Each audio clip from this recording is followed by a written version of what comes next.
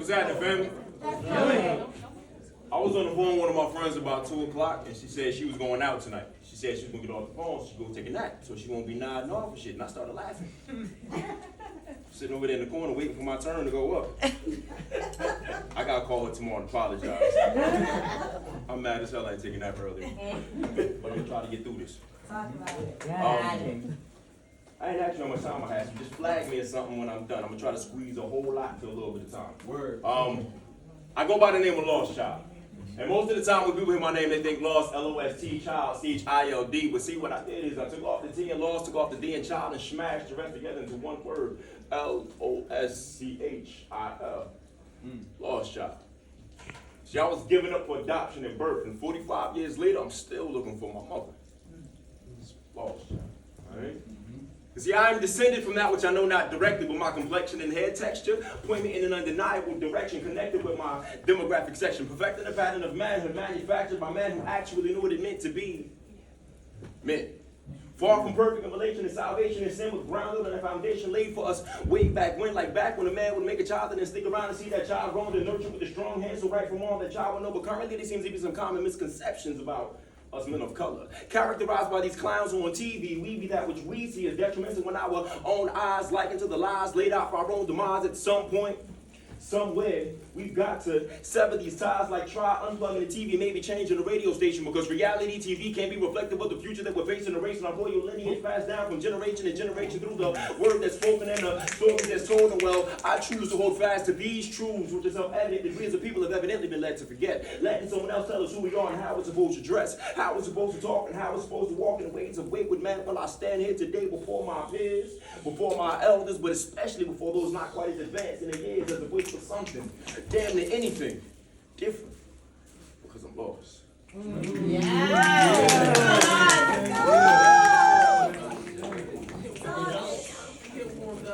trying to wake up.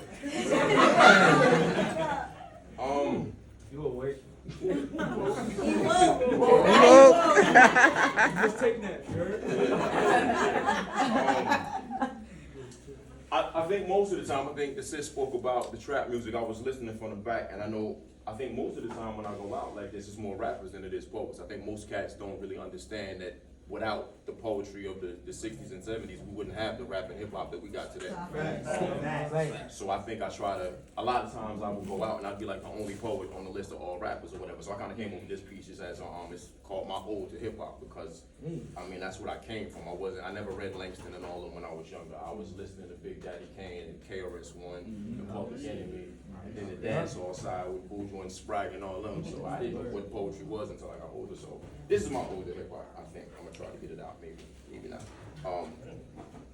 There is a resurgence emerging on the verge of vigilant brilliance, immensely immersed in verbiage. My word is born on the backs of the burden bearers of the bicentennial ever, where the ever of the emancipated is forever evident in the lack of the annihilation of the antagonist. I'm dragging us back to the future of the past, and this poetical revolutionary rebellion against this rhythm and poetry being used as a catalyst, carrying out the characteristics of Willie Lynch's systematic plan for self-generated internal self-destruction. I'm conducting the cargo on this overground railroad, reversing the role once lies were told and mothers and fathers were sold as livestock. The buck stops before the beat drops. I'm lost but have not forgotten, nor will I ever stop redirecting the city segments of society deemed as socially accepted, while real rhyme skills are notoriously neglected, affecting the next generation's perspective, leaving them unlearned and misdirected. I'm mic checking these supposed MCs, spitting those hard bars, but they soft, so squeezing lyrical porn stars, porn balls, fishing for some attention, wishing for a diametrically derived diction, constricted with the lack of mental fruition. I'm getting them all dictionaries for Christmas, fixing the ignorance with permission from the listeners, predicting posthumous props in this here resurgence of hip hop. And it don't stop. Put this shit right here. Like this shit right here. This is LOSCHIL's poetical rendition of the hip hop renaissance. Let's go.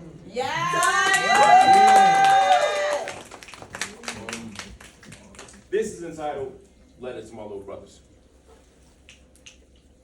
What's good, homie? Yeah, it's me talking to you. Yes, you with your pants sagged down way below your ass. I really can't overstand some of the things that you do. Because see, I ain't never been, so really it's kind of hard for me to say. But from the way that I heard it, it was them funny boys in jail who first started walking around dressed that way. Now see, if you think about it, it kind of makes sense. Because see, they had the booty on display because they were trying to show the goods that were on the market. But in the room full of dudes, yo, you got me confused about really, homie, like, who's supposed to be your target? Because Tingo Bitties all pushed up and smashed together with ashes jiggling and something I thought we were supposed to be looking at these chicks to do.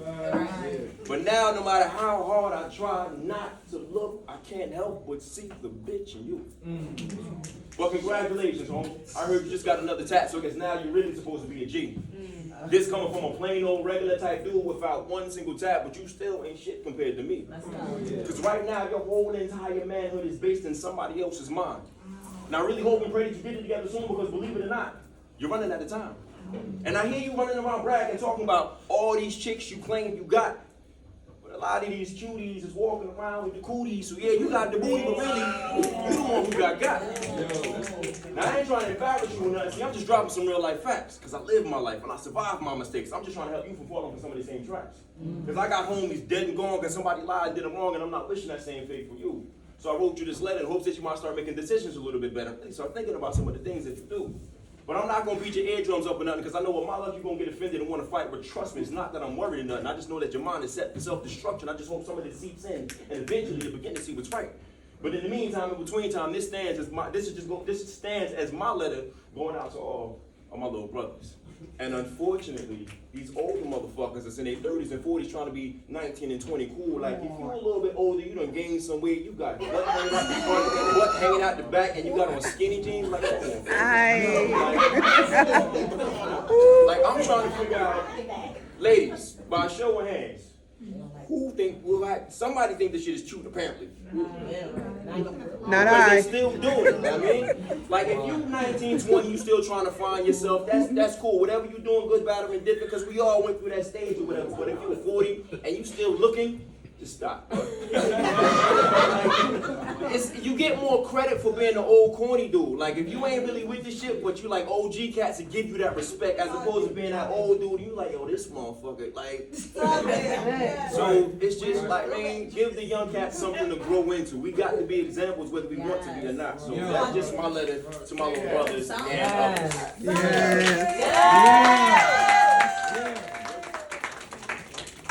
My stuff is real short, as y'all can see. I don't play around. Just get it and get it on, get out the way. This don't have no title neither, so it's gonna be what it's gonna be. And if you forgot something or want to talk about it later, we're gonna do that tonight.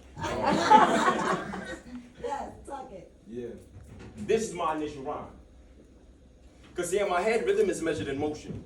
Open and third ocular orifices, protruding parallel paradigms of space and time, unlimited in an eternal essence, evident in the inevitability of existence, consistent in the continuum of casually calculated rhyme schemes. I mean, if a dream dreamt is felt as a proof of a previous life lived, or alternate algorithms amalgamated with acute accuracy, aligning time and inconceivable from limited minds' eyes, discreetly disguised in plain sight, because either pharaohs foretold the function of existence, but for the sake of finding fortune, Anglos missed it. But maybe some of y'all did too, so let me rewind and say it again, because lead court means rewind, the gunshot means fall, when you requested it to